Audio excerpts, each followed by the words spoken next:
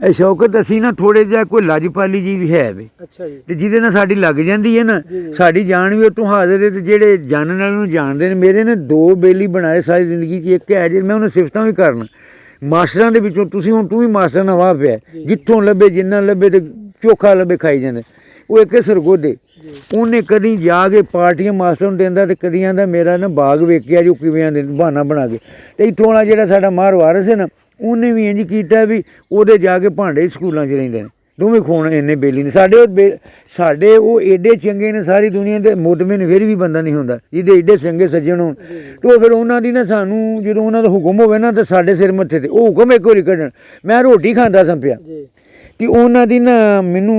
phone आ गया भी मेरा भाई जफर भी आया ते इत्थे होर भी दोस्त बैठे ने सानूं दवा दव ना वो जेहड़ी तूं लिखी सी ना भी जसरत दा कोई खोखर भावें दलाने दा जप्पा है उस नज़म सुना मैं वो बुरकी जेहड़ी पानी ने अंदर सट्टी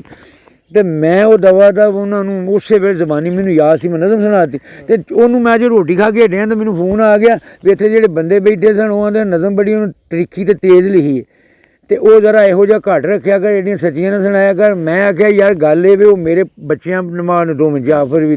मैं उन्होंने नाल कीती ते मैं उन्होंने सामने सुनाउणा ते मैं जेहड़े इन्ना भी मैनूं आज़ादी दा हक नहीं ते फिर मैं आख्या भी वो फिर मैं ओहदे कीती मैं आख्या हुण तुसीं बैठे हो तुसीं ओ सफरा तुहाडे रिश्तेदार ने बसरा तुहाडे बेली ने जप्पे तुहाडे बेली ने चद्दड़ तुहाडे उस नाल विरक ने हुण मैं सारिਆਂ ਨੂੰ रला के ते हुण मैं सुणाउण लगा ते मैं शौकत तैनूं सुणाउण लगा ते वारस नूं दस्सण लगा भी सारिਆਂ ਨੂੰ सुणा दे ਉਹ ਮੈਨੂੰ ਉਹ शहबाज गिल ਦਾ ना फाए चाड़ देण ਉਹ जा के ਉਹ भी खाण ਡਿਆ ਕੋਟੇ ਤੇ मैं भी खा लांगा ਉਹ मैं ਸੁਣਾਉਣ ਲੱਗਾ ਵੀ ਕੌਡੇ ਸ਼ਾਹ ਮੈਂ ਇੱਕ ਕੌਡੇ ਸ਼ਾਹ ਦੇ ਨਾਂ ਅਨਵਾਨ ਨਾਲ ਨਜ਼ਮ ਲਿਖੀ ਤੇ ਮਾਰ ਜੀ ਸੁਣ ਲਿਆ ਜੇ ਤਾਂ ਤੇ ਨਾਲੇ ਵਾਇਰਲ ਕਰ ਦਿਆ ਜੇ ਸਾਰਿਆਂ ਨੂੰ ਔਰ ਮੈਨੂੰ ਜਿਹੜਾ ਛੁਰਾ ਫੇਰਨਾ ਚ ਫੇਰ ਲਿਆ ਜੇ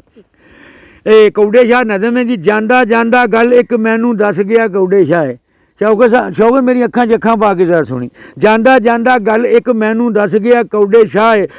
ਤੇ ਜੱਪਿਆਂ ਨਾਲੋਂ ਵੱਧ ਜ਼ਰੀਲਾ ਹੁੰਦਾ ਹਰ ਸਫਰਾਏ ਜਾਂਦਾ ਜਾਂਦਾ ਗੱਲ ਇੱਕ ਮੈਨੂੰ ਦੱਸ ਗਿਆ ਕੌਡੇ ਸ਼ਾਹ ਜੱਪਿਆਂ ਨਾਲੋਂ ਵੱਧ ਜ਼ਰੀਲਾ ਹੁੰਦਾ ਹਰ ਸਫਰਾਏ ਤੇ ਜੱਪੇ ਹੈਣ ਖੜਪੇ ਜੇਕਰ ਸਪਰਾ ਉੱਡਣੇ ਸਭ ਨੇ ਡਿੱਗਣ ਦੇਣ ਨਾ ਥੱਲੇ ਕੋਈ ਸ਼ਾ ਉੱਤੋਂ ਲੈਂਦੇ ਜੱਪ ਨੇ ਤੇ 5-7 ਜੱਪੇ ਇਕੱਠੇ ਕਰੀਏ ਤਾਂ ਇੱਕ ਬਣਦਾ ਸਫਰਾ 12-14 ਸਫਰਾਵਾਂ ਦੇ ਵਰਗਾ ਇੱਕੋ ਬਸਰਾ ਤੇ ਬਸਰਾਵਾਂ ਦੇ ਪੂਰੇ ਵਕਤੋਂ ਕੱਲਾ ਚੱਦੜ ਭਾਰੀ ਇਹ ਸਰਗੋਦੇ ਵਾਲਾ ਮੇਰਾ ਬੇਲੀ ਹੈ ਚੱਦੜ ਤੇ ਹੈ ਬੜੀ ਬਲਾਂ ਬਸਰਾਵਾਂ ਦੇ ਪੂਰੇ ਵਕਤੋਂ ਕੱਲਾ ਚੱਦੜ ਭਾਰੀ ਜਿਸ ਤਰ੍ਹਾਂ ਅੱਜ ਸਿਆਸਤ ਦੇ ਵਿੱਚ ਇੱਕੋ ਇੱਕ ਜ਼ਰਦਾਰੀ ਬਸਰਾਵਾਂ ਦੇ ਪੂਰੇ ਵਕਤੋਂ ਕੱਲਾ ਚੱਦੜ ਭਾਰੀ ਤੇ ਜਿਸ ਤਰ੍ਹਾਂ ਅੱਜ ਸਿਆਸਤ ਦੇ ਵਿੱਚ ਇੱਕੋ ਇੱਕ ਜ਼ਰਦਾਰੀ ਜੱਪਿਆਂ ਸਪਰਾਵਾਂ ਬਸਰਾਵਾਂ ਚੱਦੜਾਂ ਦੀ ਜੋ ਕਿਰਕ ਇਹ ਗੌਰ ਨਾਲ ਸੁਣੀ ਜੱਪਿਆਂ ਸਪਰਾਵਾਂ ਬਸਰਾਵਾਂ ਚੱਦੜਾਂ ਦੀ ਜੋ ਕਿਰਕ ਸਾਰੀ ਇੱਕ ਤਾਂ ਇਕੱਠੀ ਕਰੀਏ ਤਾਂ ਇੱਕ ਬਣਦਾ ਵਿਰਕ